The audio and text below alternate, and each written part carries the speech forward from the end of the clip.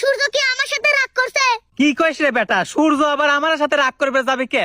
শীতকালে তো সূর্যকে আমরা পাত্তা দেই নাই। হ্যাঁ, আমার তো মনে হয় ও এখন প্রতিশোধ নিচ্ছে। তাহলে এখন আমরা কি করবে পারি?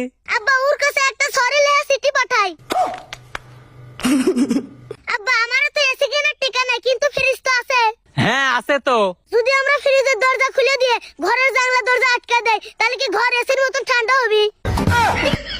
তুই কি নাসার কোনো বিজ্ঞানী নাকি পাগলের ডিরেক্টর? ওই কাম করলে আমরা সরাসরি পরকালে চলে যাবো না। আচ্ছা আব্বা, তাহলে আমরা ফ্রিজের মধ্যে বসে থাকি না কে? ফ্রিজের মধ্যে বসবো, তে অত জায়গা পাবো কোনে? কে আমি নরমালে থাকবো, তুমি ডিপ ফ্রিজে থাকবে। আরো মূল্যাম না বুঝছে।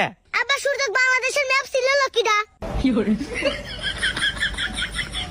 এ বেটা তুই কি চাস তোকে টানা রোদের মধ্যে আমি পাইতে তুই? না আব্বা, আমি ভাবতেছি সূর্যর কি গরম লাগে না? লাগাই তো।